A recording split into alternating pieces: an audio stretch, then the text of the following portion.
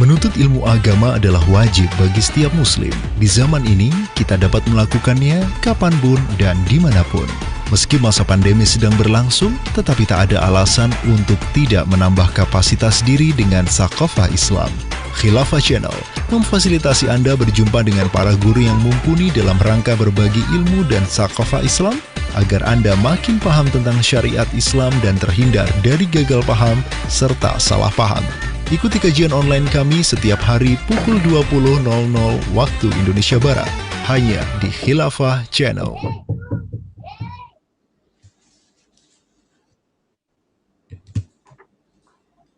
Assalamualaikum warahmatullahi wabarakatuh. Alhamdulillahirrabbilalamin. Wabihi nasta'inu ala umuri dunia waddin.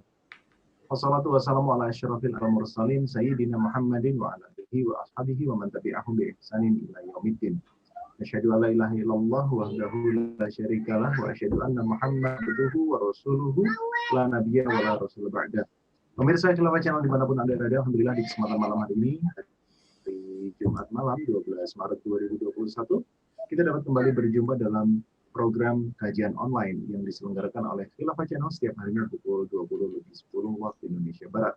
Salat serta salam senantiasa tercurah kepada junjungan kita Nabi besar Muhammad Sallallahu Alaihi Wasallam, keluarga beliau, para sahabatnya, dan umat yang setia hingga akhir zaman. Pemirsa Khilafah Channel yang dirahmati Allah, di malam Sabtu atau Jumat malam Sabtu ini kita akan kembali belajar di dalam segmen kajian fikih, dan kita tentunya akan didampingi oleh guru istimewa kita. Beliau adalah Kiai Haji Muhammad Siddiq Al-Jawi yang akan membawakan tema seputar khilafah akan ditegakkan oleh Imam Mahdi. Benarkah? Nah, karena memang hari ini pembicaraan atau perbincangan seputar khilafah sudah menjadi sesuatu yang umum di tengah-tengah masyarakat, dan banyak kemudian pendapat yang mengatakan bahwasanya khilafah ini akan tegak nanti oleh Imam Mahdi, dan ada pendapat-pendapat lain juga yang menyebutkan bahwasanya khilafah akan ada sebelum Imam Mahdi. Nah, untuk itu di kesempatan malam hari ini adalah kesempatan bagi kita untuk kembali belajar bagaimanakah khilafah alamin haji nubuwah di akhir zaman ini, di zaman kita ini insya Allah akan ditegakkan. Langsung saja kita sapa beliau, Kiai Haji Muhammad Siddiq Al-Jawi, yang malam hari ini akan membimbing dan mendampingi kita untuk belajar seputar kajian fikih dengan tema tersebut. Assalamualaikum warahmatullahi wabarakatuh. Kiai Siddiq. Waalaikumsalam warahmatullahi wabarakatuh. Alhamdulillah. Sehat-sehat, Kiai? Alhamdulillah, baik. Sehat walafiat. Alhamdulillah. Iya, ya Siddiq, ini tema seputar khilafah kembali bergaung seiring peringatan ya di bulan Maret setiap tahunnya, bahwasanya dalam hitungan tahun Rajab kita telah 100 tahun kehilangan pelindung umat, yaitu khilafah Islamiyah ini.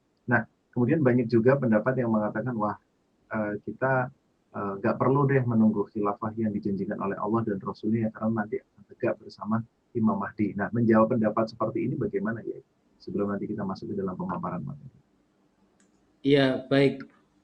Jadi memang ada pendapat-pendapat seperti itu di tengah masyarakat, bahwa umat Islam menunggu saja, tidak perlu berjuang, karena nanti Imam Mahdi yang akan muncul, yang akan berjuang menegakkan khilafah, dan dia nanti akan menjadi khalifah yang pertama. Nah, pemahaman ini memang ada di sebagian pemahaman umat Islam. Nah, justru ini menurut saya ini pemahaman yang tidak tepat ya, tidak sahih. Sebenarnya yang sahih itu, yang lebih tepat, khilafah itu ada peluang atau kemungkinan berdiri lebih dulu sebelum munculnya Imam Mahdi. Dan perjuangan menegakkan khilafah itu bukan hanya kewajiban Imam Mahdi, tapi perjuangan kita umat Islam semuanya. Jadi kalau kemudian orang itu memahami, oh nanti kita tunggu saja Imam Mahdi, itu akhirnya memiliki dampak yang serius, yang tidak baik. Kita ini hanya menunggu saja. Nah, tentu ini tidak boleh kan, karena ini kan kewajiban. Masa suatu kewajiban mestinya kita lakukan secara proaktif, tapi kemudian kita pasif, kita menunggu saja. Ya kan, ini dampak negatifnya nanti di situ. Ya, ya, baik. Pemirsa, sebelum kita mulai kajian kita di kesempatan malam hari ini dengan tema uh, khilafah akan ditegakkan oleh Imam Mahdi, benarkah? Nah, kami persilahkan kepada Anda untuk menyampaikan pertanyaan ataupun pendapat Anda tentang tema tersebut di live chat YouTube Anda. Baik, langsung saja kami persilahkan kepada Kiai Haji Muhammad Siddiq Fajawi untuk menyampaikan materi. Tafadhol, Kiai Siddiq. Baik, terima kasih. Bismillahirrahmanirrahim. Alhamdulillahirabbil alamin. Wassalatu wassalamu ala asyrafil anbiya'i wal mursalin sayyidina wa maulana Muhammadin wa ala alihi wa sahbihi ajma'in, amma ba'du. Ikhwan dan akhwat sekalian yang dimuliakan oleh Allah, para pemirsa Khilafah Channel dimanapun Anda berada, tema kita pada malam hari ini adalah khilafah benarkah akan ditegakkan oleh Imam Mahdi. Baik, jadi sebagian umat Islam ada yang beranggapan bahwa umat Islam itu tidak perlu berjuang untuk menegakkan khilafah. Salah satu sebabnya adalah mereka itu hanya menunggu kedatangan Imam Mahdi yang nanti konon akan menegakkan khilafah, dan dengan demikian dialah yang akan menjadi imamnya atau khalifahnya. Apakah memang benar demikian bahwa khilafah itu nanti ketika muncul kembali di muka bumi, yaitu khilafah ala minhajun nubuwah, khilafah yang mengikuti jalan kenabian, itu otomatis khalifah pertama atau imam pertama itu adalah Imam Mahdi. Nah, ini yang akan menjadi fokus jawaban saya. Baik, sebenarnya kalau kita mempelajari hadis-hadis yang terkait dengan Imam Mahdi, salah satu hadis yang ada justru menunjukkan bahwa khilafah itu akan muncul lebih dulu sebelum munculnya Imam Mahdi. Ini berarti bahwa khilafah ala minhajun nubuwah, khilafah yang mengikuti jalan kenabian yang akan tegak insya Allah, itu akan ditegakkan oleh kaum muslimin, tidak hanya oleh Imam Mahdi. Mungkin Imam Mahdi sebelum jadi imam dia ikut berjuang, itu tidak mustahil, tetapi yang jelas khilafah itu akan berdiri terlebih dahulu dan ada khalifah-khalifah sebelum suatu saat itu khalifahnya atau imamnya adalah Imam Mahdi. Inilah pemahaman yang lebih sahih dalam masalah ini. Apa dalilnya? Nah, di sini saya kemukakan sebuah dalil yang diriwayatkan oleh Imam Abu Dawud, kemudian juga oleh imam-imam ahli hadis yang lain, yaitu ada Imam Ahmad bin Hambal, kemudian At-Tabrani, kemudian Imam Al-Hakim, dan Imam Abu Ya'la dalam Musnad Abu Ya'la. Ada satu hadis yang diriwayatkan dari Ummu Salamah anin Nabi sallallahu alaihi wasallam qol, dari Nabi sallallahu alaihi wasallam qol, dia bersabda, bahwa Rasulullah bersabda, yakunu ikhtilafun inda mauti khalifatin, akan ada ikhtilaf atau perselisihan inda mauti khalifatin, pada saat matinya seorang khalifah. Fayakhruju rajulun min ahlil Madinah hariban ila Makkah, maka keluarlah seorang laki-laki dari kalangan penduduk Madinah, hariban ila Makkah, dia lari menuju Makkah. Fayatihi nasun min ahli Makkah, maka dia didatangi oleh orang-orang dari penduduk kota Mekah, fayukhrijunahu wa huwa karihun, lalu mereka mengeluarkan laki-laki tadi, wa huwa karihun, sedangkan laki-laki tadi tidak senang, tidak suka. Fayubayi'unahu bainar rukni wal maqami, maka kemudian penduduk Mekah itu membaiat dia sebagai seorang imam atau khalifah di antara rukun dan maqam, ya. Artinya di antara rukun Yamani dan maqam Ibrahim. Al-hadis dan seterusnya. Hadis ini cukup panjang, tapi saya baca hanya sampai di situ saja. Nah, hadis ini Diriwayatkan oleh Imam Abu Dawud, kemudian Imam Ahmad bin Hambal, kemudian Imam At-Tabrani, kemudian Imam Ibnu Hibban, kemudian juga ada di kitab Musnad Abu Ya'la dan dalam kitab Al-Mustadrak yang ditulis oleh Imam Al-Hakim. Jadi dari hadis ini, dalam riwayat yang kami bacakan tadi, ada seorang laki-laki yang berasal dari kalangan penduduk Madinah. Dia muncul pada saat terjadinya ikhtilaf, perselisihan atau konflik inda mauti khalifatin, pada saat meninggalnya seorang khalifah. Ya, jadi sabda Rasulullah, yakunu ikhtilafun inda mauti khalifatin, akan ada perselisihan pada saat matinya atau meninggalnya seorang khalifah. Fayakhruju rajulun min ahlil Madinah, maka keluarlah seorang laki-laki dari penduduk Madinah, hariban ila Makkah, dia lari menuju Mekah. Dia kemudian ada di Mekah, kemudian dibaiat di sana di Masjidil Haram, di antara rukun Yamani dan Maqam Ibrahim. Jadi dari hadis ini kita mendapatkan pemahaman yang jelas bahwa kapan munculnya Imam Mahdi tadi, walaupun dalam hadis itu tidak disebut namanya Al-Mahdi, tapi para ulama ahli hadis ini sepakat bahwa laki-laki yang dimaksud tadi itu adalah Al-Mahdi. Mereka sepakat, walaupun tidak disebut namanya, karena hadis-hadis tentang Imam Mahdi ini banyak. Ada yang kadang menyebut nama Al-Mahdi, kadang tidak menyebut nama, hanya menyebut sifat-sifatnya atau ciri-cirinya. Ya, nah hadis ini termasuk hadis tentang Imam Mahdi yang tidak disebut namanya secara jelas, tetapi sifat-sifatnya, ya, kemudian situasi atau waktu munculnya itu adalah, ya, disepakati itu adalah Imam Mahdi. Nah, jadi dari hadis ini jelas bahwa munculnya Imam Mahdi itu adalah inda mauti khalifatin, pada saat matinya seorang khalifah. Ya.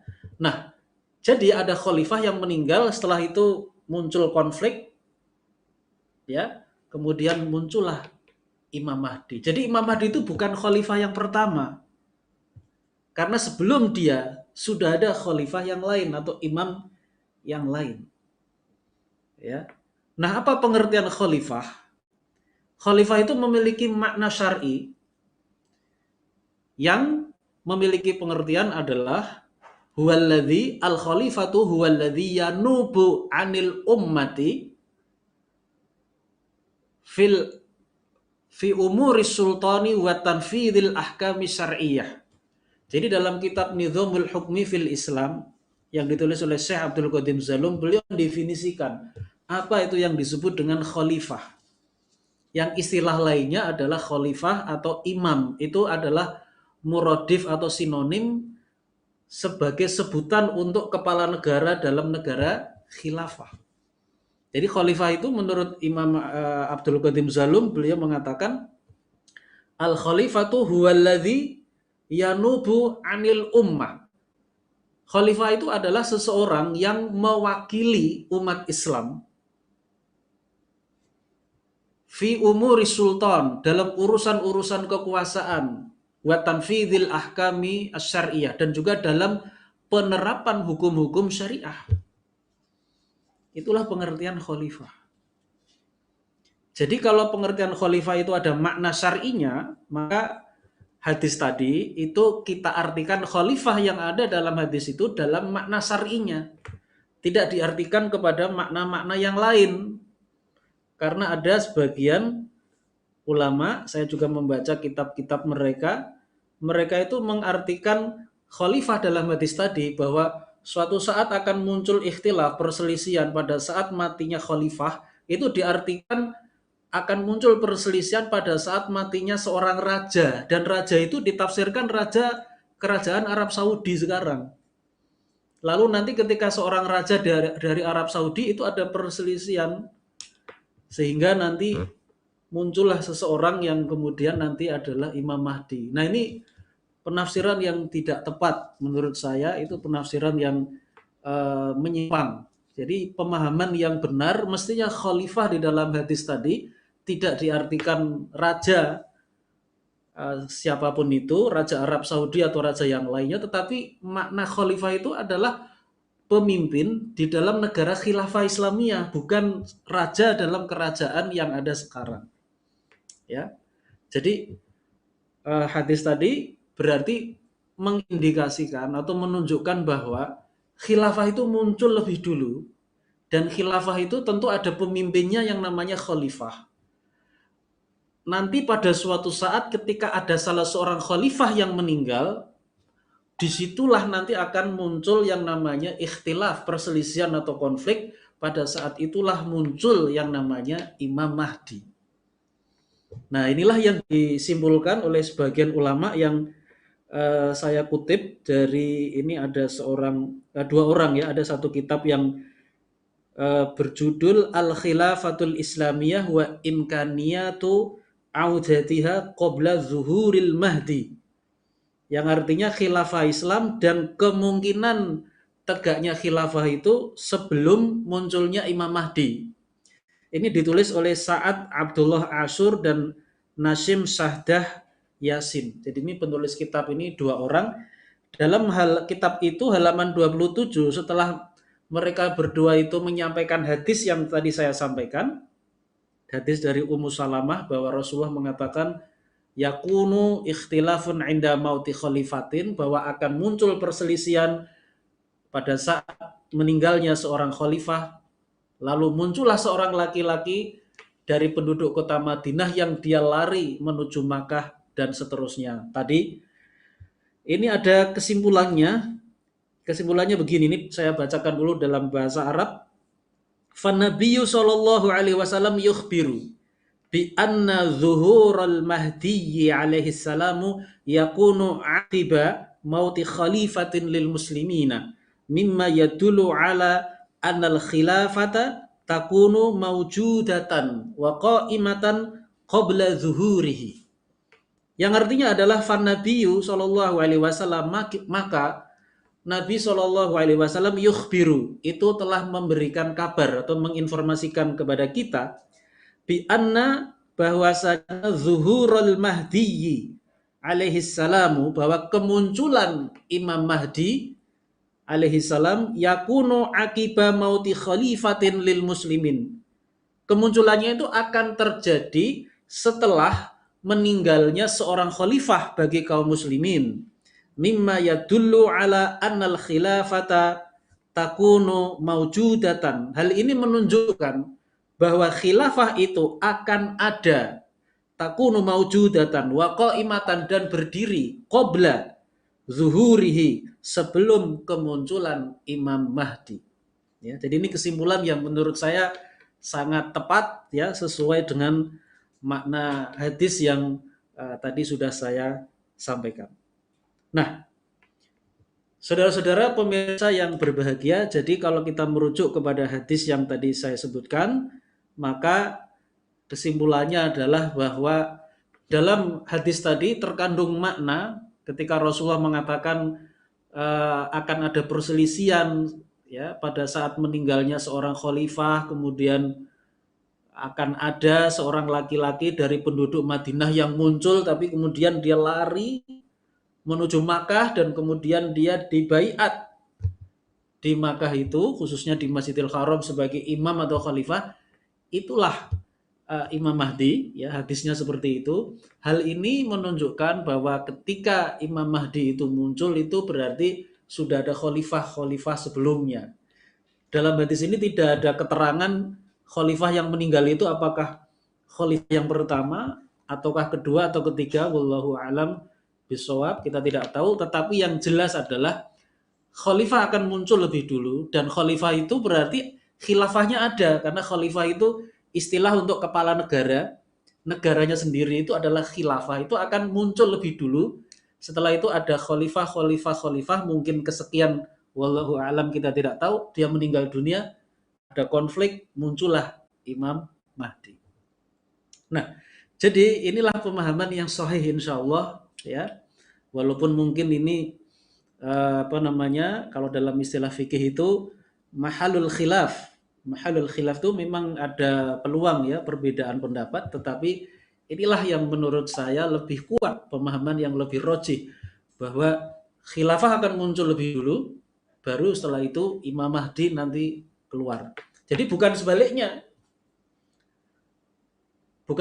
Imam Mahdi yang dia itu menjadi khalifah pertama dalam negara khilafah ala minhajin nubuwah, yang kemudian setelah itu dia melakukan hal-hal yang disebutkan dalam hadis-hadis ya, bahwa nanti pada saat Imam Mahdi berkuasa itu akan terjadi peristiwa-peristiwa besar ya, diantaranya nanti akan terjadi namanya nuzulu Isa alaihissalam, turunnya Nabi Isa, kemudian juga nanti akan muncul Dajjal, ya tidak langsung begitu ya.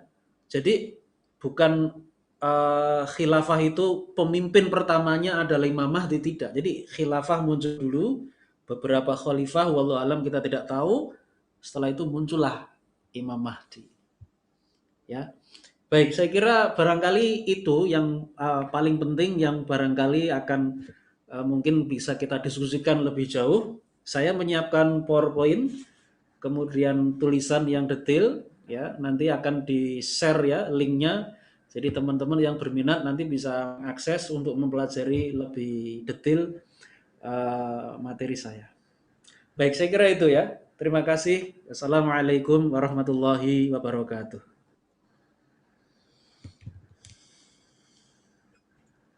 Baik, waalaikumsalam warahmatullahi wabarakatuh. Alhamdulillah, pemirsa kita sudah sama-sama menyimak kajian dari beliau, Kiai Haji Muhammad Shiddiq Al-Jawi tentang khilafah.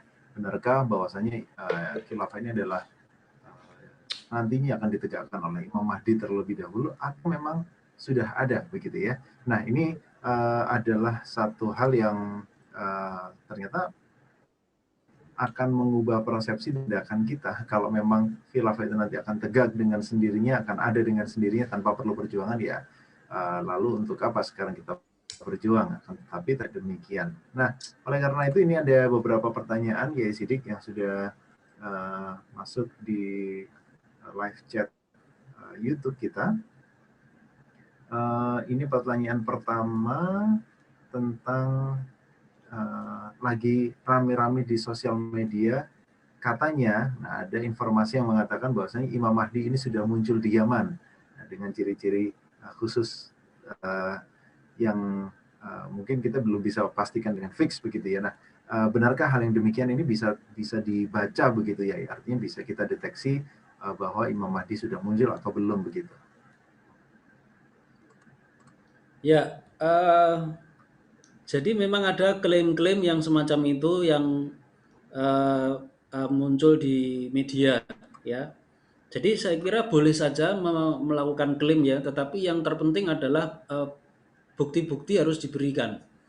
Bukti-bukti itu nanti akan kita verifikasi, dicek apakah memang benar atau tidak. Ya, di dalam hadis Nabi, Rasulullah SAW bersabda, al-bayyinah 'alal mudda'i wal yaminu 'ala man ankar. Yang artinya al-bayyinah, bukti-bukti, 'alal mudda'i, itu wajib diberikan oleh orang yang mengklaim. Wal yaminu 'ala man ankar, sedangkan sumpah itu diucapkan oleh orang yang mengingkari suatu tuduhan.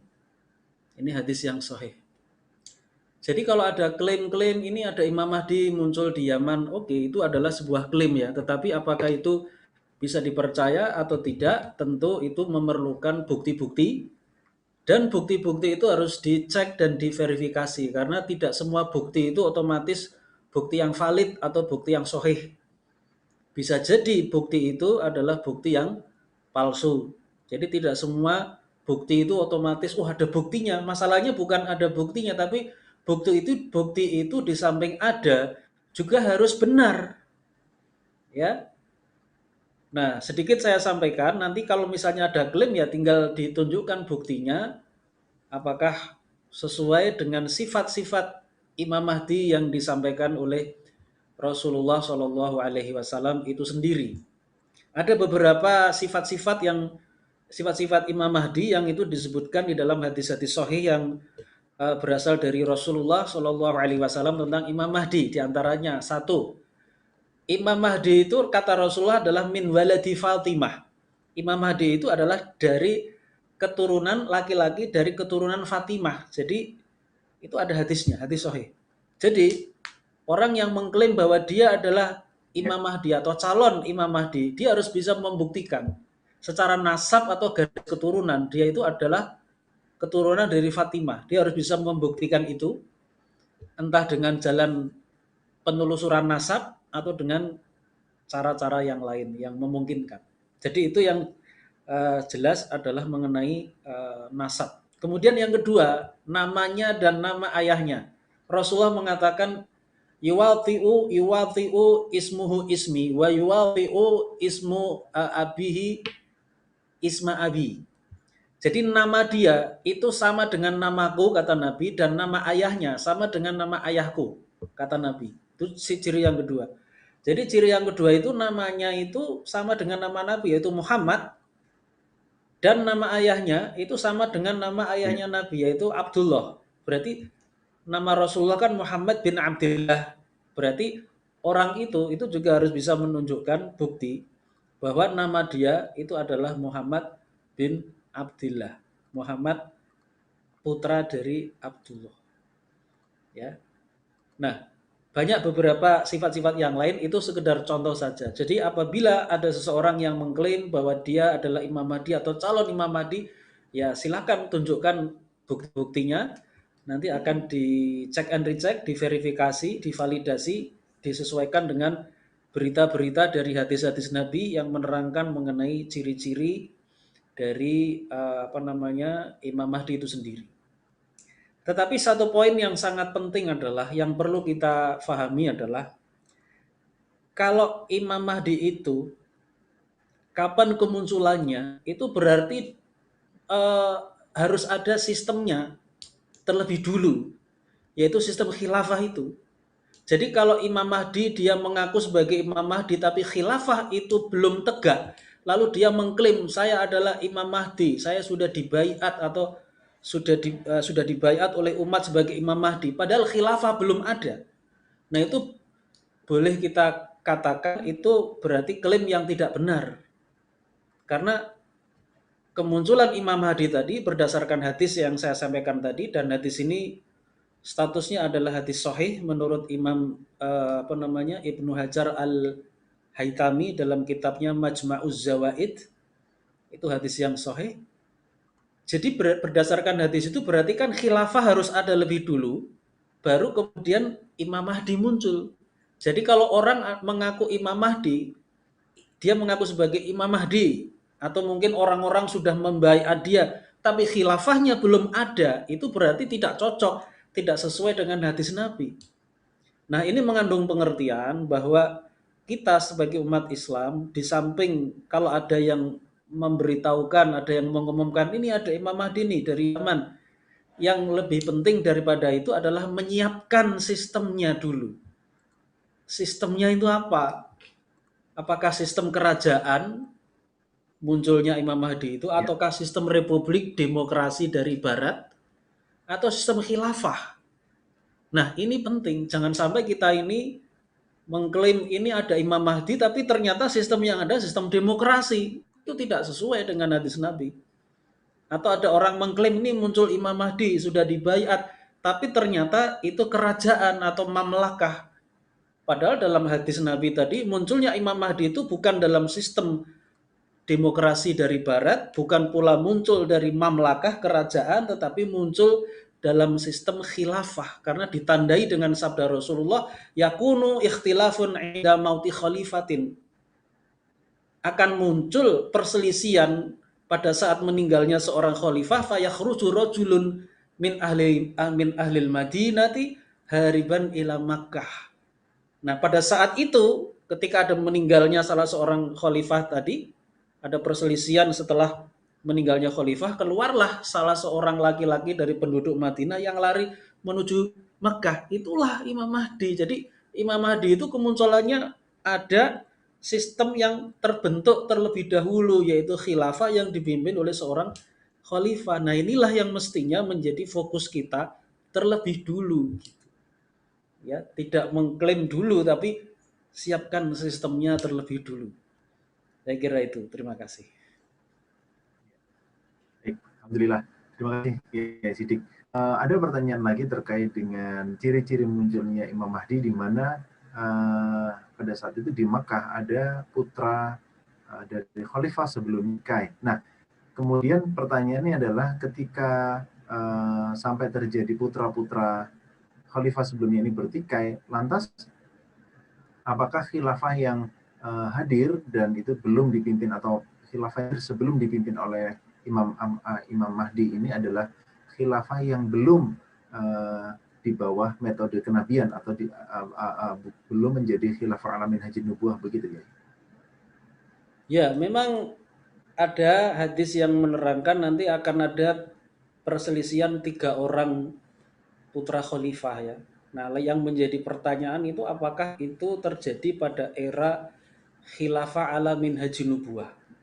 Yang jelas begini, yang jelas itu kan ada hadis dari Hudzaifah bin Al-Yaman mengenai 5 fase, ya, mengenai 5 fase dari khilafah Islam, ya.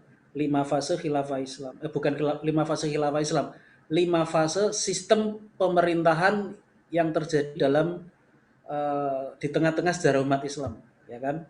Yang pertama itu adalah hukumah nabawiyah, kekuasaan Islam di bawah kepemimpinan Nabi secara langsung.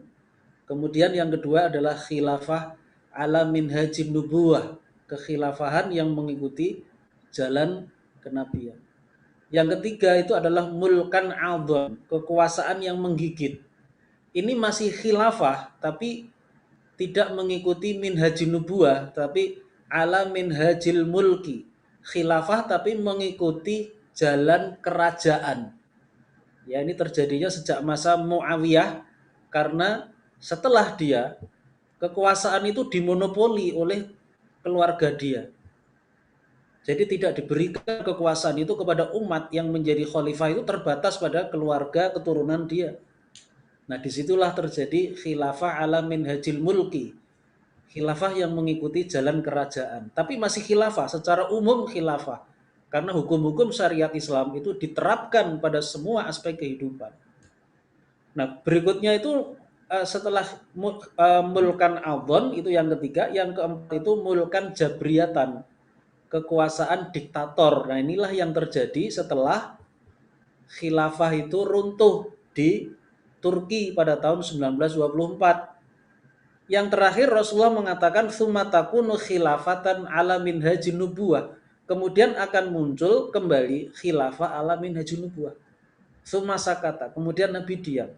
Jadi Nabi tidak menyebutkan yang lain-lain kecuali hanya satu sistem. Setelah kekuasaan diktator ini habis, ya, Allah berkehendak memunculkan kembali khilafah ala minhajin nubuwah. Nah, inilah yang nanti akan terus silih berganti khalifah yang satu dengan khalifah yang lain, yang suatu saat itu akan muncul Imam Mahdi di situ. Dan khilafah yang mengikuti jalan kenabian ini tentu penuh dinamika. Kalau kita boleh bayangkan, ya seperti dinamika dalam khilafah ala minhajun nubuwah yang pertama, ya, yaitu khilafah yang dipimpin oleh Khalifah Abu Bakar Siddiq, kekhalifahan Umar, kemudian Utsman dan Ali bin Abi Thalib, penuh dinamika. Ada suka, ada duka, ada kejayaan, bahkan terjadi pembunuhan. Khalifah Umar, kemudian Utsman dan Ali terbunuh. Tetapi itu tidak kemudian menghilangkan sifat khilafah ala minhajin nubuwah, ya, meskipun terjadi pembunuhan kepada khalifahnya itu sendiri. Nah, demikian pula kita bayangkan yang namanya khilafah ala minhajin nubuwah yang kedua ini, setelah kekuasaan diktator, itu secara prinsip dasar itu khilafah yang lurus, yang sahih, yang mengikuti jalan kenabian. Tetapi kalau ada dinamika, ada terjadi kasus perebutan kekuasaan, pembunuhan misalnya, itu menurut saya itu sesuatu yang sifatnya kemungkinan bisa terjadi, tidak menutup kemungkinan, ya. Jadi tidak berarti kemudian khilafah ala minhajin nubuwah itu kemudian apa namanya, peluang terjadinya kejahatan atau penyimpangan itu kemudian tidak ada lagi, tetap ada, karena yang namanya manusia itu kan tetap hawa nafsu, keinginan, ambisi itu akan tetap ada. Cuma memang secara garis besarnya itu adalah benar, sistemnya itu mengikuti jalan kenabian, itu sudah benar. Adapun nanti ada konflik, ada pertempuran atau pertentangan bahkan pembunuhan, itu ya normal sebagaimana pernah terjadi pada masa khilafah ala minhajun nubuwah yang pertama kan. Itu yang disebut oleh nabi yang pertama itu disebut mengikuti jalan kenabian ya, walaupun khalifahnya itu terbunuh, tapi itu tidak menjadi sesuatu cacat yang kemudian mengakibatkan oh ini bukan minhajun nubuwah, tetap Rasulullah menyebut itu minhajun nubuwah. Ya, jadi saya kira itu cara memahami nas tadi. Terima kasih. Alhamdulillah. Nah, kemudian ini juga banyak sekali pertanyaan terkait khilafah, apakah ini ditegakkan oleh Imam Mahdi dan lain sebagainya. Nah, ini ada satu pertanyaan mungkin selain menyimak jawaban dari Kiai Sidik, nah ini ada rekan kita pemirsa namanya Jati Setiawan. Nah, beliau bertanya tentang mengapa kok pembahasan ini sedikit-sedikit khilafah. Emang khilafah ini bisa apa? Nah, mungkin ini nanti akan sedikit dijelaskan juga oleh Sidik. Namun ada baiknya penanya nanti bisa scroll lagi video-video yang ada di Khilafah Channel yang membahas seputar khilafah. Mengapa khilafah ini begitu penting sehingga setiap permasalahan yang terjadi di negeri kita, yang kita alami di atau mungkin menimpa kaum muslimin ini, solusinya mengapa harus khilafah begitu? Bagaimana nih Yai menyikapinya? Ya, jadi khilafah itu sesuatu yang penting sehingga kita terus ulang-ulang, kita bicarakan terus. Kenapa? Karena khilafah itu yang nanti akan menerapkan syariah secara kafah, secara menyeluruh, dan syariah itulah yang akan menjadi solusi atau jawaban setiap problem umat Islam, bahkan problem umat manusia secara keseluruhan.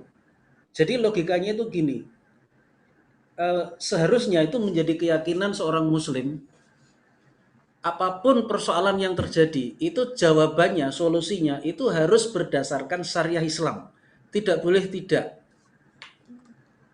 Kalau orang itu mencari solusi tapi bukan dari syariah Islam, maka itu yang menjadi pertanyaan, apa makna keislaman bagi dia. Dalam Islam itu kalau ada masalah apapun harus merujuk kepada syariah, tidak boleh yang lain. Saya kasih contoh ya, dalil-dalil yang mewajibkan kita merujuk kepada syariah setiap kali ada persoalan. Sebagai contoh misalnya di dalam surat An-Nisa ayat 59. Dalam surat An-Nisa ayat 59 itu Allah Subhanahu wa taala berfirman, ya ayyuhalladzina amanu atiullaha wa atiur rasula wa ulil amri minkum. Wahai orang-orang yang beriman, taatlah kamu kepada Allah, taatlah kamu kepada Rasulnya dan pemegang kekuasaan atau ulil amri minkum di antara kamu. Waqaf di situ. Setelah itu ayatnya berbunyi begini. Fa in tanaza'tum fi syai'in, maka apabila ada perselisihan di antara kamu, apapun perselisihan itu, faruddu ilallahi war rasuli, maka kembalikanlah perselisihan itu kepada Allah dan Rasulnya. Itu perintah Quran. Jadi mengembalikan perkara yang diperselisihkan kepada Allah itu artinya kepada Al-Quran. Mengembalikan perkara yang diperselisihkan kepada Rasulnya, kepada Nabi Muhammad itu kepada hadis-hadis Nabi. Itu artinya mengembalikan perselisihan kepada syariah Islam. Karena syariah Islam itu sumbernya apa kalau bukan Al-Quran dan hadis. Jadi apapun persoalannya kembalikan kepada Quran dan hadis. Itu satu ayat, yaitu dalam surat An-Nisa ayat 59. Kemudian ada ayat yang lain dalam surat Asy-Syura ayat 10. Dalam ayat ini Allah Subhanahu wa taala berfirman, "Wa makhtalaftum fihi min syai'in fahukmuhu ilallah." Wa ma, dan apa saja, ikhtalaftum min syai'in, dan apa saja perkara yang kamu perselisihkan, fahukmuhu ilallah, maka hukumnya itu terserah kepada Allah. hukum itu terserah kepada Allah, artinya apa? Kita kembalikan kepada syariah Islam. Bukan kepada hukum Belanda, misalnya KUHP, Kitab Undang-Undang Hukum Pidana, atau KUHD, Kitab Undang-Undang Hukum Dagang, atau yang lainnya. Tapi kembalikan perkara yang kamu perselisihkan itu kepada Allah. Fahukmuhu ilallah. Jadi kalau dalam keyakinan sebagai seorang muslim, solusi persoalan-persoalan yang ada, apakah itu persoalan politik, apakah itu persoalan ekonomi seperti kemiskinan, ketimpangan, kembalikan kepada syariah Islam. Nah, persoalannya adalah syariah Islam itu sebagian besarnya itu memerlukan institusi negara, tidak bisa tegak tanpa institusi negara. Sebagian besar memang ada yang bisa kita lakukan sekarang tanpa institusi negara, yaitu tanpa khilafah, tapi itu hanya sebagian hukum akhirnya. Kalau masalah utang piutang, misalnya sekarang ada teman yang tidak punya uang, Ustadz, saya nggak punya uang, tolong saya berikan bantuan, saya perlu uang. Ini bisa kita selesaikan tanpa khilafah. Kita punya uang di dompet, kasih. Kita nggak bisa mengatakan, oh kamu nggak punya uang ya, kelaparan, tunggu khilafah. Ya nggak gitulah. Masa orang kelaparan nunggu khilafah? Ini kan masalah individu, pinjam meminjam uang atau hibah atau sedekah, itu hukum-hukum pribadi yang bisa dilaksanakan tanpa khilafah, itu bisa. Tetapi banyak hukum-hukum yang terkait dengan ranah publik, terkait dengan kepentingan masyarakat luas, yang ini nggak bisa kecuali dengan adanya khilafah. Nah, inilah yang hukum-hukum ini yang memerlukan mutlak adanya khilafah. Contoh misalnya masalah pengelolaan sumber daya alam, masalah tambang misalnya, tambang yang depositnya atau kapasitas produksinya yang besar, seperti tambang minyak yang kapasitasnya besar ya, di Kalimantan misalnya, atau di Riau, itu kan kapasitasnya besar. Kemudian tambang emas di Papua, di Timika, kemudian tembaga dan sebagainya. Itu kalau dalam pandangan Islam itu adalah milik umum atau milkiyah amah yang dikelola oleh negara dalam pandangan Islam. Jadi bukan milik pribadi yang oleh karena itu bisa diserahkan kepada korporasi swasta atau korporasi asing, sehingga negara itu hanya mendapatkan royalti atau pajak yang sedikit, tapi semua hasilnya atau sebagian besarnya diambil oleh swasta. Ini keliru.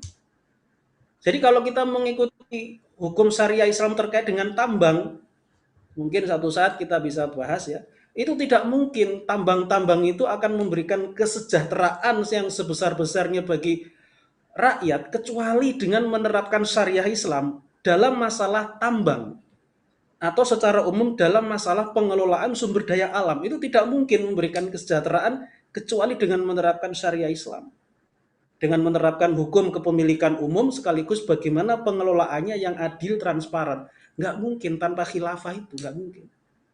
Ya buktinya dengan adanya sistem sekarang yang demokrasi dan kapitalistik liberal, akhirnya tambang-tambang itu diberikan kepada swasta. Negara dapat apa? Rakyat dapat apa? Nggak dapat apa-apa. Mau seperti ini terus, ya berarti kita sudah tertipu kalau kita mau melaksanakan sistem kapitalis seperti ini. Nah, persoalannya adalah hukum-hukum syariah yang menyangkut pertambangan itu tidak mungkin kecuali ada khilafah. Maka khilafah itu menjadi keharusan mutlak supaya nanti pengelolaan tambang itu bisa disesuaikan dengan syariah, yang dengan itu nanti diperoleh hasil-hasil yang sangat besar, pendapatan-pendapatan negara akan bisa sangat maksimal. Saya kasih contoh yang lain, dalam sektor pendidikan dan juga kesehatan. Bagaimana syariah Islam mengatur sektor pendidikan dan sektor kesehatan? Dalam syariah Islam, ada hukum syariah Islam bahwa pendidikan itu diberikan kepada rakyat secara gratis. Rakyat tidak bayar apa-apa. Jadi semua pembiayaan pendidikan itu ditanggung oleh APBN, oleh anggaran pendapatan dan belanja negara. Semua dibiayai negara. Sekolah dari yang paling rendah sampai tingkatan doktoral bebas biaya. Itulah sistem pendidikan Islam. Di samping persoalan tujuan pendidikan, kurikulum dan metode pembelajarannya itu harus Islami, ya tujuan, kurikulum dan metode pembelajarannya Islami, dari segi pembiayaan itu juga Islam itu ada aturannya. Apa aturannya? Gratis. Jadi tidak seperti sekarang pembiayaannya itu kemudian rakyat disuruh menanggung, suruh bayar kalau sekolah, apalagi tujuan pendidikan, kurikulum, serta metode pembelajarannya itu diarahkan kepada sistem sekuler, pendidikan yang sekuler. Ya, kasus yang terakhir kan frase agama itu kan hilang dari perencanaan pendidikan yang dihebohkan media sekarang. Kata agama saja sudah nggak ada. Kalaupun ada itu kan diadakan setelah diproses sana sini. Jadi kalau dalam pendidikan Islam itu pendidikan itu gratis. Tapi bukan semata-mata kalau gratis itu adalah sistem pendidikan Islam, tidak seperti itu ya. Tadi saya katakan sistem pendidikan Islam itu tujuan pendidikan Islam, itu tujuannya Islami. Kurikulumnya Islami, metode pengajarannya Islami, baru pembiayaannya adalah gratis, rakyat tidak menanggung biaya apapun. Nah, persoalannya itu apakah bisa sistem pendidikan Islami yang seperti ini tuh tegak sendiri tanpa adanya negara khilafah? Itu mustahil, nggak mungkin. Makanya khilafah itu menjadi sesuatu yang penting. Contoh lain misalnya sistem pendidikan, sistem kesehatan itu juga seperti itu. Rakyat itu ketika nanti diterapkan syariah Islam mendapatkan layanan kesehatan itu secara gratis. Ya. Kecuali kalau dia berobat di rumah sakit atau dokter swasta, itu berbayar silahkan, itu namanya akad jasa atau akad ijarah boleh. Tapi kalau dia berobat di rumah sakit negara, dokternya dokter pegawai negeri sipil, dalam negara khilafah itu cuma-cuma, semua pembiayaan kesehatan itu ditanggung oleh negara. Sekarang bisa nggak menerapkan hukum seperti itu dalam sistem demokrasi yang kapitalistik seperti sekarang? Nggak mungkin. Di mana itu bisa diterapkan? Di dalam negara khilafah gitu loh. Makanya khilafah itu menjadi sesuatu yang terus kita sampaikan kepada umat Islam supaya kita itu sadar bahwa hukum-hukum syariat itu adalah solusi untuk masalah-masalah kehidupan. Sebagian besar syariat Islam itu tidak mungkin kecuali ada institusi negara yang menerapkannya. Tadi saya katakan memang ada sebagian hukum syariat itu yang tidak perlu negara khilafah, misalnya hukum-hukum yang menyangkut pribadi tadi, sodakoh, itu bisa tanpa negara khilafah kita bisa nolong teman kita yang nggak punya duit, kita kasih uang. Tapi betapa banyak hukum-hukum yang menyangkut kepentingan publik itu yang nggak bisa. Ya, jadi oleh karena itu wajar khilafah itu kita serukan karena ini adalah persoalan yang besar. Ya, persoalan yang menyangkut hajat hidup orang banyak. Jadi ini terus kita ingatkan umat Islam supaya ternyata ini gitu. Ya, betapa pentingnya khilafah itu di dalam penegakan syariah Islam. Ya, kurang lebih seperti itu. Terima kasih. Ya. Baik, alhamdulillah. Ini pertanyaannya semakin berkembang ya Sidik ini. Misalnya ini ada pertanyaan, apakah ada hadis yang menjelaskan kapan tegaknya khilafah?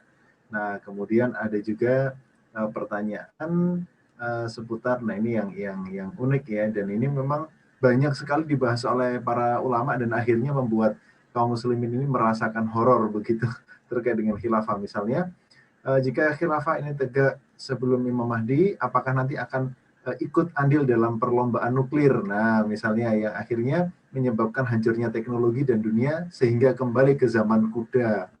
Ada juga kalau khilafah nanti tegak semacam ini berarti perang dunia ketiga. Nah, apakah sudah siap dengan perang nuklir? Nah, ini entah pertanyaan yang memang terbangun oleh framing yang ada di media atau memang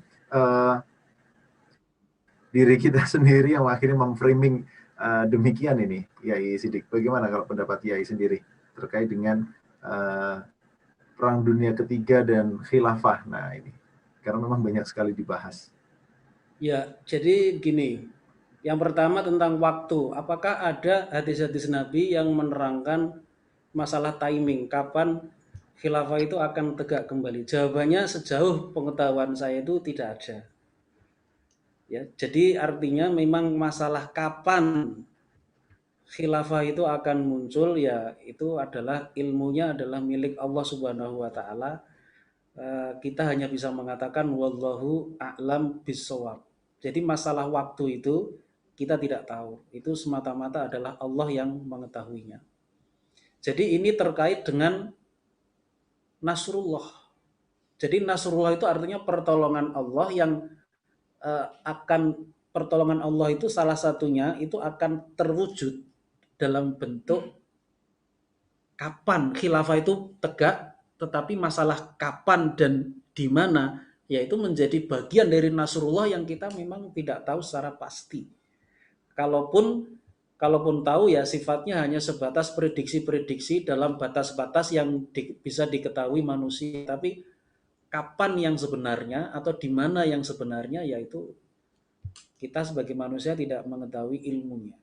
Gitu ya. Kita sebatas melakukan prediksi-prediksi berdasarkan tren realitas empiris dari politik lokal, regional, dan global sehingga bisa ketahui oh kita kira-kira sekian. Itu hanya pendekatan yang sifatnya ya dugaan, artinya tidak bisa menghasilkan kepastian karena memang masalah kapan dan di mana itu hanya Allah yang tahu. Oke, itu yang pertama. Kemudian yang kedua, bagaimana dengan pendapat-pendapat yang mengatakan kalau khilafah itu nanti berdiri itu akan terjadi perang nuklir atau terjadi perang besar. Nah, ini menurut saya begini. Kita ini banyak ditakut-takuti oleh media khususnya dari barat yang membuat kita ini takut dengan khilafah. Contohnya berita tentang ISIS. ISIS itu mengklaim dirinya sebagai khilafah, tapi dengan cara-cara yang membuat takut. Masa khilafah memenggal kepala orang? Nggak ada, nggak benar itu. Khilafah membakar orang yang tidak mau berbaiat kepada imamnya, itu nggak ada. Itu bukan ajaran Islam membakar orang itu. Nggak boleh menghukum orang dengan membakar itu, tidak boleh. Hukumnya haram itu. Ada hadisnya dalam riwayat Imam Bukhari. Suatu saat Rasulullah itu menyuruh orang-orang untuk mencari orang yang murtad tapi dia lari. Nabi memerintahkan untuk kalau ketemu orang itu bakar dia. Setelah itu Rasulullah meralat, kalau tadi saya perintahkan kamu untuk membakar, maka kalau nanti ketemu orang yang murtad itu, kalau dalam bahasa aslinya itu zindik ya, orang yang murtad ya. Kalau kamu ketemu orang itu, saya tadi memerintahkan membakar, tapi ketahuilah bahwa yang berhak membakar dengan api itu hanya Tuhannya api, hanya Allah. Maka kalau kamu ketemu dengan dia, bunuhlah dia. Jadi itu dinasah kalau dalam ilmu fikih itu dinasah, dihapus. Jadi semula orang yang murtad itu hukumannya dibakar dengan api, tapi ini kemudian dihapus oleh Rasulullah. Tidak boleh lagi dibakar, tapi cukup dijatuhkan hukuman mati.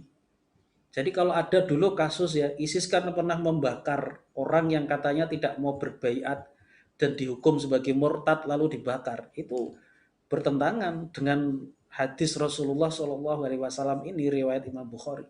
Itu contoh kecil. Jadi begini, yang ingin saya katakan, banyak framing yang tersebar di media itu yang membuat kita ini takut kepada Islam secara umum dan kepada khilafah itu sendiri. Padahal kalau kita membuka sejarah,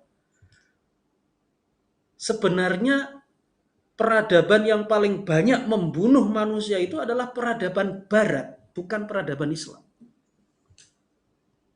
Ketika masa penjajahan dulu, abad 19, awal-awal abad 20, kan penjajahan itu boleh dikatakan berakhir itu kan tahun abad ke-20 pertengahan. Seperti Indonesia kan abad 20 pertengahan kan 1945, lalu tahun 1955 itu ada konferensi Asia Afrika, itu menjadi momentum negara-negara Asia dan Afrika yang menjadi jajahan dari negara-negara barat merdeka.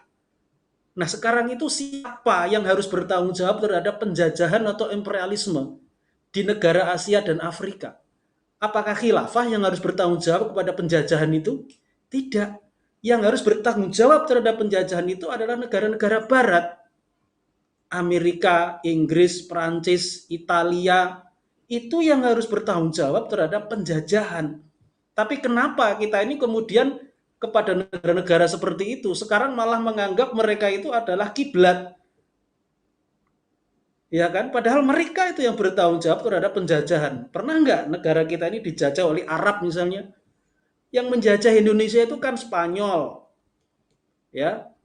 Kemudian Belanda, Jepang. Mana ada penjajah itu dari negara-negara Arab atau Turki? Nggak pernah. Yang menjajah kita Indonesia itu orang-orang Barat. Kenapa kita itu fobianya malah fobia kepada khilafah, bukan fobia kepada penjajah? Ini terbalik gitu. Itu tentang penjajahan. Sekarang saya mau cerita tentang Perang Dunia Pertama, Perang Dunia Kedua. Itu menghilangkan nyawa berapa juta orang itu. Perang Dunia Pertama itu yang meninggal dunia kira-kira kalau tidak salah sekitar 30-an juta jiwa. Kalau Perang Dunia Kedua mungkin lebih banyak ya, sekitar 50-60 juta.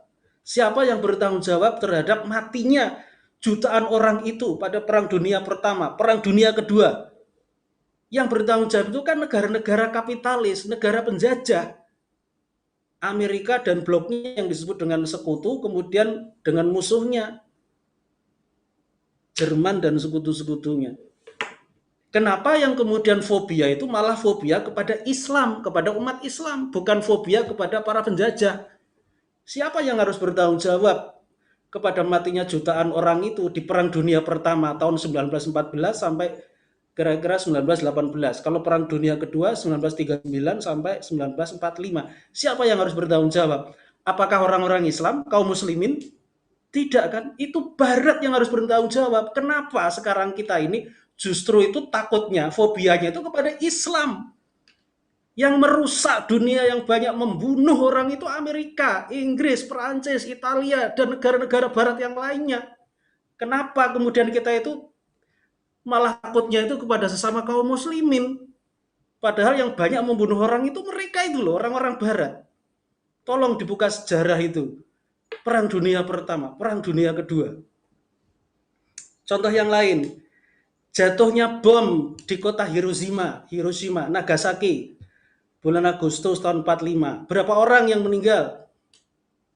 Ratusan ribu orang itu mati di bom. Siapa yang menjatuhkan bom? Apakah orang-orang Islam yang disebut dengan teroris itu? Ataukah Amerika?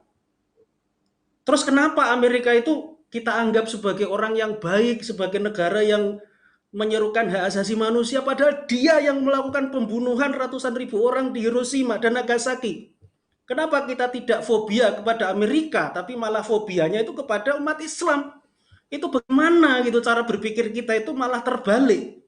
Itu berarti kita mengalami ketersesatan media yang membunuh ratusan ribu orang di Hiroshima, Nagasaki. Tolong buka sejarah. Siapa yang bertanggung jawab atas matinya ratusan ribu orang di Jepang pada waktu itu? Itu Amerika, bro. Bukan kita umat Islam yang membunuh itu.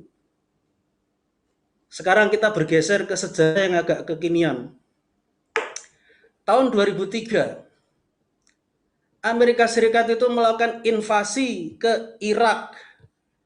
Pada waktu itu, presidennya di Irak masih Saddam Hussein. Tahun 2003 diinvasi oleh Amerika dengan alasan mempunyai senjata pemusnah massal.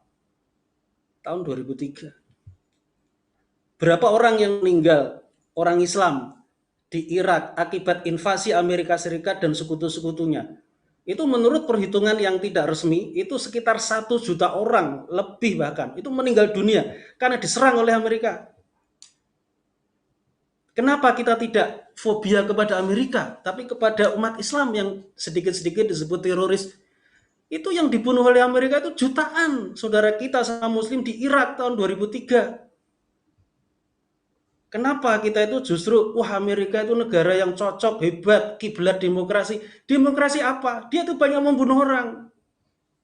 Berapa orang Muslim yang dia bunuh di perang Irak pada waktu itu tahun 2003? Itu terjadinya, saya masih ingat betul, itu invasi itu dimulai bulan Maret tahun 2003. Mereka menjatuhkan ratusan ribu bom di Baghdad. Kira-kira yang dijatuhkan di kota Baghdad pada waktu itu ada 20.000 ton. 20.000 ton bom dijatuhkan di kota Baghdad oleh Amerika Serikat pada bulan Maret tahun 2003. Amerika tidak ada yang menjuluki dia teroris.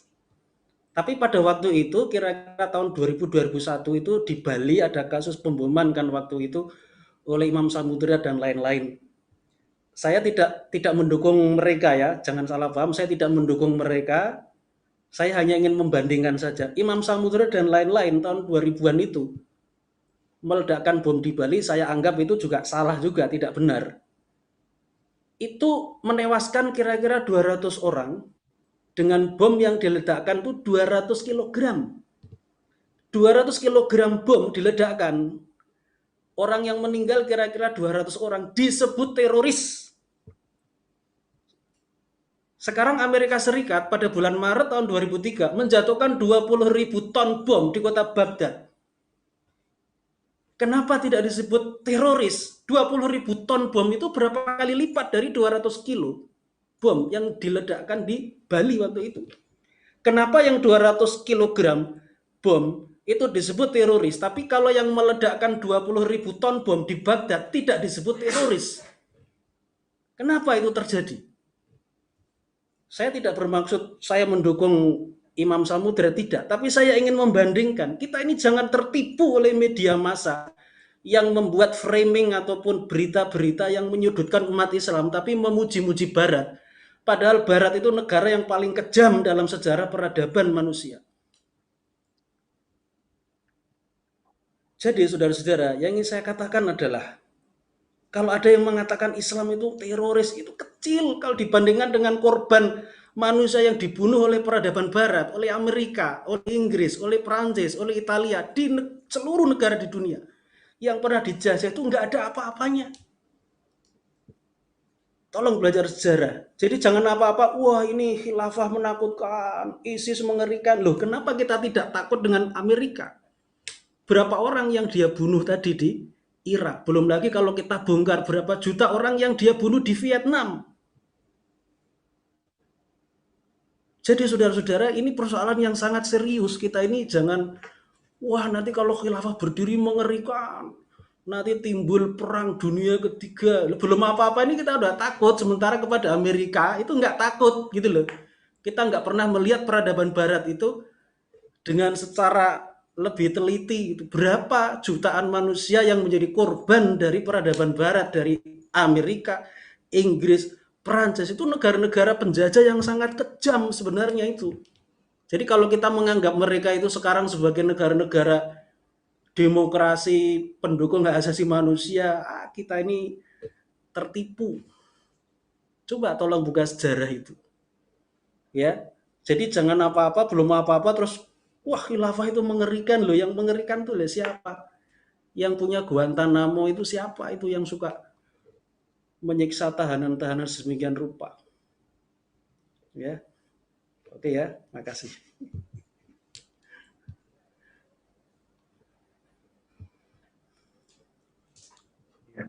Ya baik, jazakumullah, salam jaza ya Sidik atas penjelasannya. Jadi artinya tentu saja kita tidak boleh terframing oleh media sehingga pikiran kita mengalami kesesatan media begitu kalau kata Kiai Sidik. Nah ini kemudian bagaimana ya menyikapi, ini mungkin pertanyaan terakhir ya sebelum kita closing, bagaimana kemudian sikap kita sebagai kaum muslimin menyikapi adanya seruan-seruan yang mengatakan bahwasanya ya khilafah itu tidak perlu diperjuangkan tapi dinantikan saja, ditunggu saja, kemudian menghadapi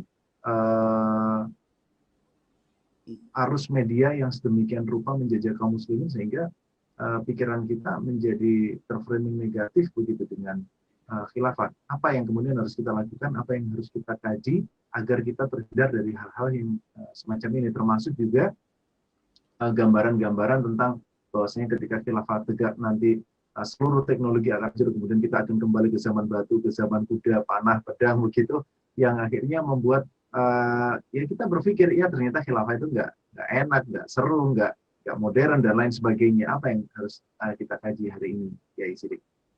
Yang pertama tadi agak terputus tadi, mohon diulang yang pertama aja. Iya, kalau untuk yang pertama terkait dengan framing media dan kajian-kajian yang mengatakan bahwasanya kaum muslimin cukup menunggu saja khilafah tanpa harus ikut memperjuangkannya. Ya, oke. Ya, jadi begini, khilafah itu memang bagian dari janji Allah. Itu benar karena memang ada dalilnya dalam surat An-Nur ayat 55. Wa'adallahu alladzina amanu minkum, Allah telah berjanji kepada orang-orang yang beriman di antara kamu, wa amilus solihati, dan kepada orang-orang yang melakukan amal-amal soleh, la istakhlifannahum fil ard, bahwa Allah akan menjadikan mereka itu berkuasa di muka bumi, al-ayah dan seterusnya. Jadi memang dalam surat ini An-Nur ayat 55 bahwa Allah itu memang menjanjikan kekuasaan yaitu khilafah kepada umat Islam dengan syarat beriman kepada Allah dan mengerjakan amal-amal soleh.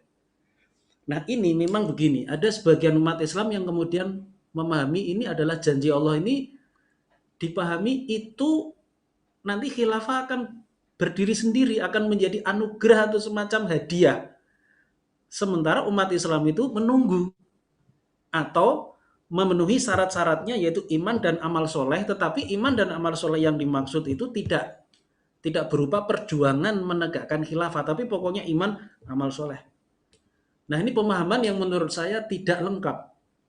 Yang lengkap itu begini, bahwa khilafah itu adalah janji Allah dan juga kabar gembira ya, busra dari Rasulullah itu benar, tetapi juga khilafah itu suatu kewajiban syariat. Jadi al-khilafatu wa'dun wa fardun. Khilafah itu wa'dun, adalah janji dari Allah, itu benar. Tetapi fardun adalah kewajiban pada saat yang sama. Kenapa itu adalah wajib? Nah ini sudah saya terangkan pada video-video sebelumnya. Ya, di antaranya ada pernyataan dari Abdurrahman Al-Jaziri dalam kitabnya Al-Fiqih Alal Madhahibil Arba'ah. Beliau mengatakan ittafaqal a'immatu rahimahumullahu ta'ala ala annal imamata fardun. Ittafaqo, telah ittifaq, telah sepakat. Siapa? Al-a'immah, para imam. Para imam itu siapa? Imam yang 4. Imam Abu Hanifah, Imam Malik, Imam Syafi'i, dan Imam Ahmad rahimahumullah, semoga Allah merahmati mereka. Ala annal imamata fardun, bahwasanya imamah itu adalah fardu atau kewajiban. Imamah itu istilah lain untuk khilafah. Imam Nawawi dalam kitabnya Al-Majmu' Syarah Al-Muhadzab, beliau mengatakan al-imamatu wal khilafatu wa ri'asatul muslimina wa ri'asatul muslimina muradifatun, bahwa yang namanya imamah atau khilafah atau kepemimpinan kaum muslimin itu adalah istilah-istilah yang sinonim atau muradif. Istilahnya berbeda tapi maknanya sama. Jadi khilafah dengan imamah itu sama sebenarnya. Maka ini kita gunakan untuk menafsirkan pernyataan dari Syekh Abdurrahman Al-Jaziri tadi dalam kitabnya Al-Fiqih Alal Madhahibil Arba'ah, fikih menurut 4 madhab. Jadi kalau pernyataan dari Syekh Abdurrahman Al-Jaziri tadi, ittafaqal a'immatu rahimahumullahu ta'ala, bahwa para imam yang 4 itu, Imam Abu Hanifah, Imam Malik, Imam Syafi'i, Imam Ahmad rahimahumullah, sepakat ala annal imamata fardun. Mereka sepakat apa? Bahwa imamah itu khilafah, fardun itu adalah kewajiban, kefarduan. Jadi pemahaman yang lengkap itu khilafah atau imamah itu wa'dun, janji dari Allah, itu benar. Tetapi bukan berarti kita menunggu. Kalau menunggu itu berarti tidak wajib hukumnya. Ini wajib. Jadi ketika wajib itu tidak boleh hanya pasif, hanya diam, tetapi melakukan secara proaktif perjuangan sesuai dengan kemampuan kita masing-masing dalam rangka kembalinya khilafah Islam. Jadi khilafah itu janji, wa'dun sekaligus fardun, kewajiban. Bukan janji tapi tidak wajib. Janji Allah tetapi sekaligus juga kewajiban. Nah, itu yang pertama. Kemudian yang kedua, bagaimana kita agar kaum muslimin itu terhindar dari framing atau opini-opini negatif ya. Itu saran saya ada dua. Pertama, pelajarilah Islam itu secara benar. Karena kalau kita mempelajari Islam itu secara salah, misalnya mempelajari Islam tapi sumber-sumber literaturnya dari orientalis atau dari Muslim tapi pikirannya pikiran liberal, pikiran orientalis, ya akhirnya nanti khilafah itu kesimpulannya tidak wajib, bahkan itu membahayakan. Itu memang pikiran-pikiran orientalis. Orientalis itu ahli Islam tapi non-Muslim. Biasanya orang Yahudi atau orang Nasrani. Jadi belajarlah Islam secara benar, secara murni yang bersumber dari para ulama. Bukan belajar Islam tapi sumbernya ujung-ujungnya nanti kita itu menjadi murid-muridnya orientalis. Itu nanti kesimpulannya pasti khilafah itu berbahaya. Khilafah itu tidak baik. Khilafah itu despotik atau zolim dan seterusnya. Stigma-stigma negatif terhadap khilafah itu saya pernah meneliti, itu sumbernya itu adalah dari para orientalis yang punya murid orang-orang liberal, profesor, doktor, tapi dia belajarnya di Kanada, di McGill, kemudian belajarnya di Amerika, belajarnya di Turki, akhirnya menyebarkan di Indonesia itu keburukan-keburukan tentang khilafah. Jadi khilafah itu berbahaya macam-macam, itu sebenarnya pikiran-pikiran orientalis. Jadi ini saran saya yang pertama, mari kita belajar itu secara benar, secara sahih, yang bersumber kepada ulama-ulama yang bisa kita percaya. Jangan belajar kepada orang-orang yang sumbernya itu, literaturnya, ujung-ujungnya kepada para orientalis yang non-muslim. Itu yang pertama. Kemudian yang kedua, carilah berita-berita yang terbebas dari hegemoni media sekarang. Jadi sekarang itu media itu tidak bisa lepas dari kekuasaan. Jadi kalau kekuasaan itu sekuler, pasti medianya itu juga akan media yang sekuler. Kalau sekuler itu berarti sudah pasti memiliki pandangan yang negatif terhadap khilafah, itu sudah pasti. Jadi sebagai alternatif, carilah media-media yang mendukung Islam, yang betul-betul mendukung Islam itu dibaca, sehingga informasi yang kita terima itu berimbang. Media massa mainstream yang jelas-jelas sekuler itu sudah pasti. Sikapnya terhadap khilafah itu negatif, itu sudah pasti. Walaupun tidak selalu ya, mungkin masih ada yang simpatik, tidak selalu. Tapi secara umum media massa kita itu didominasi oleh pandangan mainstream, arus utama yang sekularistik. Maka untuk poin yang kedua ini saran saya supaya kita tidak terpengaruh oleh media tentang khilafah macam-macam, ya carilah media massa alternatif yang betul-betul memperjuangkan Islam. Supaya ketika ada satu berita atau ada suatu fakta, kita mendapatkan perimbangan cara pandang. Oh, ini menurut media mainstream dipandang begini, ini menurut media massa yang media Muslim ini kok begini. Ya, supaya Anda bisa kemudian mendapatkan berita yang tepat, yang objektif, dan cara pandang yang Islami terhadap fakta atau berita yang ada. Oke, saya kira itu. Terima kasih. Assalamualaikum warahmatullahi wabarakatuh. Baik.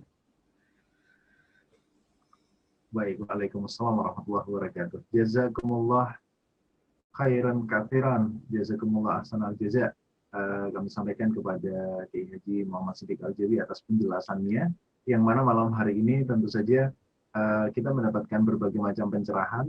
Ya, di antaranya adalah yang pertama bahwasanya khilafah ini akan ada terlebih dahulu, dan Imam Mahdi nanti akan menjadi salah satu dari khalifah di dalamnya. Dan kemudian yang kedua, bahwasanya khilafah ini tidak menakutkan, khilafah bukanlah sesuatu yang horor untuk diperjuangkan oleh kaum muslimin. Dan yang ketiga, memang selama ini framing media berpikir salah kaprah, berpikir ya sesat tentang khilafah. Dan tentu saja saran dari beliau di akhir baru saja tips-tips dari Kiai Haji Muhammad Siddiq Al-Jawi harus kita laksanakan. Dan untuk pemirsa yang memberikan pertanyaan-pertanyaan serupa dan belum terjawab, kami mohon maaf karena memang durasi yang harus membatasi kita. Akan tetapi insya Allah pertanyaan-pertanyaan dari rekan-rekan yang ada di live chat YouTube mulai dari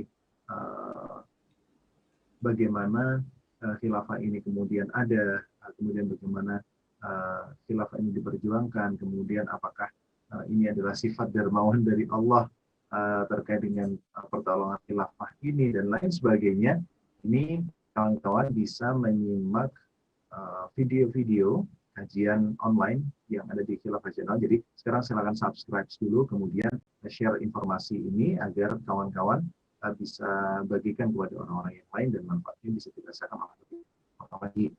Kemudian silakan explore di Khilafah Channel di kajian-kajian online, di kajian fikih ustadz-ustadz kita di sini termasuk Kiai Haji Muhammad Siddiq Al-Jawi juga sudah menjelaskan seputar khilafah. Beberapa bulan yang lalu di tahun 2020 ya, insya Allah di tahun 2020 ada penjelasan detail dan juga tanya jawab lengkap begitu ya, tanya jawab lengkap pertanyaan-pertanyaan kontemporer seputar khilafah, dan nanti kawan-kawan bisa simak lagi videonya di sana. Jadi Siddiq pada saat itu menjelaskan tidak kurang dari 25 pertanyaan yang sering ditanyakan seputar khilafah ini. Nanti silakan bisa disimak. Dan kami sampaikan terima kasih banyak kepada Kiai Haji Muhammad Siddiq Al-Jawi atas bimbingannya malam hari ini, atas waktunya dan juga ilmu tentu saja, sehingga malam hari ini kami dapat tercerahkan dan insya Allah akan berjuang lebih giat, lebih semangat lagi untuk mewujudkan janji Allah, dan yang paling penting adalah terbumikannya kembali, diaplikasikan, diterapkannya kembali syariat Islam. Baik, terima kasih Kiai Haji Muhammad Siddiq Al-Jawi. Selamat malam, selamat beristirahat. Assalamualaikum warahmatullahi wabarakatuh. Waalaikumsalam warahmatullahi wabarakatuh. Dan baik, dan pemirsa, demikianlah perjumpaan kita dalam program kajian online di edisi malam hari ini, Jumat 12 Maret 2021. Semoga banyak informasi dan juga manfaat yang bisa kita ambil di dalamnya. Jangan lupa sekali lagi untuk like video ini jika Anda suka, kemudian share informasinya agar dapat dirasakan oleh lebih banyak orang lagi, dan subscribe Khilafah Channel agar Anda mendapatkan update-update, dan juga Anda bisa scroll lagi video-videonya untuk mendapatkan informasi lengkap seputar kajian fikih bertemakan khilafah dan juga Imam Mahdi. Akhirnya saya Ahmad Adiasta harus pamit undur diri dan juga mengucapkan terima kasih serta mohon maaf mewakili segenap kru dan kerabat kerja yang bertugas di kesempatan malam hari ini. Akhirul kalam, ihdinas shiratal mustaqim wa aqum minkum. Assalamualaikum warahmatullahi wabarakatuh. Menuntut ilmu agama adalah wajib bagi setiap muslim. Di zaman ini, kita dapat melakukannya kapanpun dan dimanapun. Meski masa pandemi sedang berlangsung, tetapi tak ada alasan untuk tidak menambah kapasitas diri dengan Saqafah Islam. Khilafah Channel memfasilitasi Anda berjumpa dengan para guru yang mumpuni dalam rangka berbagi ilmu dan Saqafah Islam, agar Anda makin paham tentang syariat Islam dan terhindar dari gagal paham serta salah paham. Ikuti kajian online kami setiap hari pukul 20.00 waktu Indonesia Barat, hanya di Khilafah Channel.